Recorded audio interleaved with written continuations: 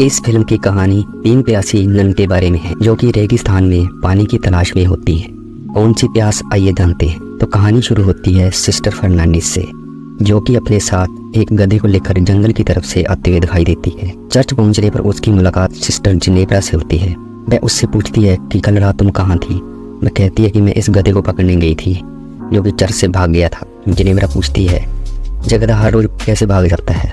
दोनों के बीच बातचीत चल रही होती है कि तभी वहाँ माली लोग को उन दोनों से गुड मॉर्निंग कहता है, लेकिन बदले में उसे सिस्टर से गालियाँ सुनने को मिलती हैं। इसके बाद जिनेब्रा सिस्टर मारिया से गधे के बारे में कंप्लेंट करते हुए दिखाई देती है। वह कहती है कि गधे को संभालने की जिम्मेदारी उसे दे दी जाए।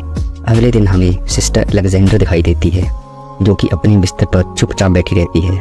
वह इस चर्च वाली लाइफ से तंग आ चुकी थी और बाहर अपनी ज़िंदगी जीना चाहती थी। अगली सुबह उसके पापा उससे मिलने आते हैं। वह कहते हैं कि उसके लिए लड़का नहीं मिल रहा है क्योंकि लड़के वाले काफ़ी ज़्यादा दहेज मांग रहे हैं। इस पर अलेक्जेंडर कहती हैं कि अगर वह चर्च में डोनेशन देना कम कर दे तो दहेज का पैसों का इंतजाम हो जाएगा, जिस पर उसके पिता साफ मना कर देते हैं। अगले दिन तीनों सिस्टर बुने हुए कपड़ों को लेकर जा रही होती हैं कि तभी वहाँ लुको आ जाता है। उन्हें अपनी गंदी नज़र से घूरना शुरू कर देता है। वह तीनों उसे देख लेती हैं और तीनों मिलकर गंदी गंदी गालियाँ देते हुए उसकी धुलाई कर देती हैं। इधर फादर टॉम सिस्टर के बुने हुए कपड़ों को लेकर बेचने के लिए मार्केट की तरफ निकल पड़ता है, जहाँ रास्ते में उसकी मुलाकात उस ठगी लुको से होती है। वह कहता है कि मैं चर्च में काम नहीं करूँगा क्योंकि तीनों सिस्टर ने उसकी धुलाई कर दी है और उसे गंदी गंदी गालियाँ भी दी हैं। फादर टॉम उससे रिक्वेस्ट करता है कि तुम प्लीज़ मत जाओ, लेकिन वह उसकी नहीं सुनता और वहाँ से भाग जाता है। अगले सीन में हम देखते हैं कि किंग ब्रूनो, जो कि अपनी बीबी फ्रांसिका के साथ बैठकर डिनर कर रहा होता है, वह अपनी बीबी को अपनी बहादुरी के किस्से सुना रहा होता है, लेकिन उसकी बीबी का ध्यान तो अपने नौकर पर होता है। दोनों के बीच में नैन मटक्का चल रहा होता है। रात में दोनों पलंग तोड़ने के बाद एक दूसरे से बातें करते हुए दिखाई देते हैं। फ्रांसिका मैसिटो से कहती है कि उसका हस्बैंड किसी काम का नहीं है और उससे कुछ होता भी नहीं है। इस पर मैसिटो कहता है कि दिल छोटा मत करो, चलो एक और राउंड मार लेते हैं। सेकंड राउंड के दौरान अचानक कमरे में ब्रूनो आ जाता है और इससे पहले उसे पता चलता है कि उसकी बीवी के साथ कौन रंग रंगियां मना रहा है। मैसिटो अपनी जान बचाकर खिड़की से कूदकर भाग जाता है। लॉर्ड उसका पीछा करते हुए नौकरों के क्वार्टर में पहुंच जाता है। मैसिटो सोने का नाटक कर रहा होता है। ब्रूनो सभी नौकरों को सीने पर हाथ रखता है जिससे कि उसे पता चल जाएगा कि कौन अभी अभी दौड़ कर आया है। मैसिटो के दिल की धड़कन काफ़ी तेज होती है, लेकिन अंधेरा होने की वजह से उसे पहचान नहीं पाता है कि वह कौन है, इसलिए वह मैसिटो के सिर के आगे के बाल काट देता है। वह कहता है कि सुबह होते ही पता चल जाएगा। ब्रूनो के जाते ही मैसिटो उठता है और अपने सारे साथियों के सिर के बाल काट देता है। सुबह जब ब्रूनो गद्दार नौकर को सजा देने के लिए आता है तब उसे पता चलता है कि वह बेवकूफ़ बन चुका होता है क्योंकि सभी के बाल एक जैसे कटे हुए थे। थोड़ी देर के बाद क्वीन फ्रांसिका अपनी हवस मिटाने के लिए मैसिटो के पास जाती है, जो कि खुले मैदान में अपना काम कर रहा होता है। वह जबरदस्ती उसके साथ चुम्मा-चाटी करना शुरू कर देती है। यह खूबसूरत नज़ारा छत पर खड़ा ब्रूनो देख रहा होता है। वह अपने सैनिकों को मैसिटो की गोटियां काट कर लाने को कहता है। मैसिटो अपनी जान बचाकर जंगल की तरफ भाग जाता है। जंगल में भागते हुए मैसिटो को फादर टॉम मिलता है, जो कि नशे में धुत होता है। उसकी गाड़ी पलट चुकी होती है। वह नदी में बह चुके अपने कपड़ों को बचाने की कोशिश में लगा होता है। मैसिटो टॉम की मदद करता है। इससे इम्प्रेस होकर फादर टॉम उसे अपने साथ ले जाता है। रास्ते में वो उसे समझा देता है कि तुम गूंगे और बहरे होने का नाटक करना, नहीं तो वहाँ की सिस्टर तुम्हें परेशान करेंगी। अगली सुबह दोनों चर्च पहुँचते हैं। वहाँ पहुँचकर फादर मैसिटो की मुलाकात मारिया से करवाता है। पहले तो वह मैसिटो को चर्च में रखने के लिए मना कर देती है, लेकिन टॉम के कहने पर उसे रख लेती है। अगले दिन वह अपना काम कर रहा होता है कि तभी बाहर सिस्टर वहाँ आ जाती है और मैसिटो पर हथियार तानकर उसके बारे में पूछताछ करने लगती है। दरअसल फर्नांडिस को मैसिटो के बारे में कुछ पता नहीं होता है। तभी मारिया भी वहाँ आती है और मैसिटो के बारे में बताती है। उसी रात फर्नांडिस की दोस्त मार्टा उससे मिलने आती हैं। दोनों मिलकर अलेक्जेंडर के कमरे में जाकर शराब पीने लगती हैं। कुछ ही देर के बाद शराब पीते पीते चारों आपस में बातें करना चालू करती हैं। मार्टा उन्हें सेक्स के चरम आनंद के बारे में ज्ञान देती हैं। चारों काफ़ी एंजॉय करते हैं और नशे में धुत होकर जिनेब्रा और फर्नांडिस दोनों मिलकर एक कदम आगे बढ़ते हुए इंटीमेट होने लगती हैं। अगली सुबह मैसिटो जमीन की खुदाई कर रहा होता है कि तभी वहाँ सिस्टर अलेक्जेंड्रा आ जाती है। कुछ देर उससे बात करने के बाद अलेक्जेंडर अपने ऊपर से नियंत्रण खो देती हैं और मैसिटो को प्ले में ही किस करना चालू कर देती हैं। वैसे मैसिटो भी इस मौके का पूरा फायदा उठाते हुए अलेक्जेंडर के साथ एंजॉय करने लग जाता है कि तभी वहाँ चर्च की घंटी बजती है और अलेक्जेंडर वहाँ से चली जाती है।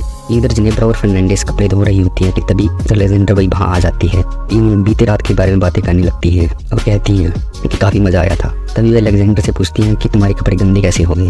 वो कहती कि मैं मैसिटो के साथ खड्डा खोदने में मदद कर रही थी यह सुनकर जेनेबरा को यकीन नहीं होता, क्योंकि इससे पहले उन्होंने कभी उसे काम करते हुए नहीं देखा था। एक दिन जेनिफर फर्नांडिस को उसके दोस्त मार्टा के साथ जंगल में जाते हुए देखती है।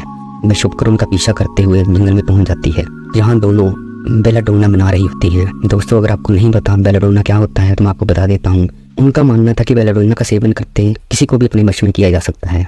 मार्टा फर्नांडिस की आंखों में 2 बूंदें डाल देती है और उसकी उंगली में छोटा सा कट लगाकर उसका खून पीने लगती है। जैसा झाड़ी में छिपी जेनेबरा देख रही थी। इसके बाद फर्नांडिस मार्टा दोनों मसीटो के कमरे में पहुंच जाती हैं। फिर तीनों के बीच गर्मा गर्म थ्रीसम देखने को मिलता है। मार्टा और फर्नांडिस अपनी हवस की उठाने लगी होती हैं। इसमें मैसिटो भी बिना भेदभाव के अपना योगदान दे रहा होता है।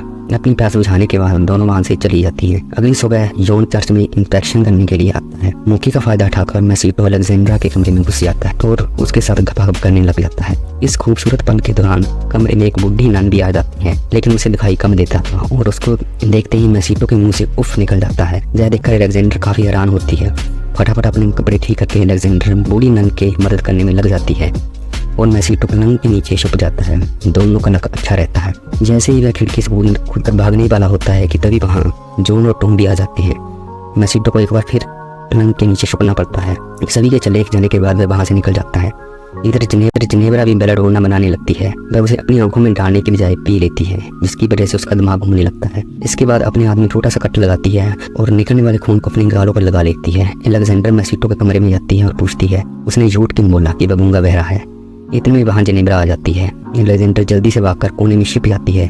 दवाई के नशे में जेनेबरा कमरे में घुसते ही मैसिटो को चुनना शुरू कर देती है कि तभी उसे फर्नांडिस के आने की आवाज़ सुनाई देती है। वह भी जल्दी से भागकर कोने में छिप जाती है, जहाँ उसकी मुलाकात अलेक्जेंडर से होती है। दोनों एक दूसरे को देखकर चौंक जाती है। फिर कमरे में फर्नांडिस चाकू की नोक पर मैसिटो को किडनैप करके जंगल में ले जाती है। अलेक्जेंड्रा और जेनेबरा उसका पीछा करती है। वे जंगल में पहुंचकर जो देखती हैं उसे देखकर उनके होश हो जाते हैं। वे देखते हैं कि जंगल के बीचों बीच काफी सारी निवस्त्र लड़कियां आग जलाकर उसके चारों तरफ नाच रही होती हैं और पास में मैसिटो रस्सी में बंधा हुआ पड़ा होता है। इस सिचुएशन को देखकर दोनों समझ जाती हैं कि फर्नांडिस और मार्टा मैसिटो की पली चढ़ाने वाले हैं। तभी जेनेबरा वहां पहुंच जाती है, उन सबको पीटने लगती है। मार्टा जेनेबरा को शांत करने की कोशिश करती है। नशे में धुत जेनेबरा उसके सर पर डंडा मारती है, जिससे वह बेहोश हो जाती है और मैसिटो को बचा लेती है। इतने में मैसिटो भी अपनी सारी सच्चाई बता देता है कि वह गूंगा बहरा नहीं है। खून में लथपथ निवस्त्र जेनेबरा भागते हुए चर्च पहुंचती है। वह चिल्ला चिल्लाकर सबको इकट्ठा कर लेती है। शोर शराबा सुनते हुए जॉन भी आ जाता है। जेनेबरा सभी को बताती है फर्नांडिस एक डायन है। तभी वहाँ अलेक्जेंड्रा और मैसिटो भी पहुंच जाते हैं। जॉन सिस्टर मारिया को बाहर बुलाते हैं, मगर मारिया के कमरे से फादर टॉम बाहर निकलते हैं, जिसे देखकर सबकी आंखें फटी की फटी रह जाती हैं। अगली सुबह जॉन दोषियों को सजा सुनाता है। टॉम को दूसरी जगह ट्रांसफर कर देता है, जहाँ सिर्फ मर्द रहती है, और मैसिटो को वापस उसके राजा ब्रूनो के हवाले कर दिया जाता है। राजा उसे काल कोठरी में बंद कर देता है। तभी हम तीनों नन को अपने गुनाहों की माफी मांगते हुए देखते हैं। उन तीनों को मैसिटो की काफी चिंता थी। इधर काल कोठरी में मैसिटो अपनी सजा काट रहा होता है। इतने में राजा ब्रूनो वहाँ आ जाता है। वह बताता है कि उसने अपनी पुरानी बीवी फ्रांसिस को जंगली सुअर कुत्ते के साथ रखा हुआ है। वह कहता है कि जब तक उसका मूड अच्छा रहेगा तब तक उसे जिंदा रखा जाएगा। कुछ देर के बाद उस काल कोठरी में एक पशु आता है, जिसकी पीठ पर मोमबत्ती जली होती है। दरअसल उन सिस्टम ने उस कछुए को वहां भेजा था सैनिकों का ध्यान बटाने के लिए। जैसे सैनिक कछुए के पीछे वहां जाते हैं, सिस्टम मैसिटो को नन वाले कपड़े पहनाकर वहां से ले जाती है। जेनेबरा मैसिटो की जगह पुतला जेल में रख लेती है, ताकि सैनिकों को लगे कि वह सो रहा है। वह सभी आजाद पंछी की तरह जंगल में भाग जाते हैं। सभी खुश हो जाते हैं। खुश तो होंगे ही, क्योंकि आजाद को टकरा प्रयोग होने वाला था। इधर मारिया की मुलाकात जंगल में भटक रहे फादर टॉम से होती है। दोनों एक दूसरे को देखकर खुश होते हैं कि तभी उन्हें मैसिटो और सिस्टर के आने की आवाज सुनाई देती है। आवाज सुनकर दोनों शिप जाते हैं। उन सबके चले जाने के बाद एक दूसरे को देखकर हंसते हुए किस करने लग जाते हैं। और दोस्तों, यहाँ पर मूवी खत्म हो जाती है।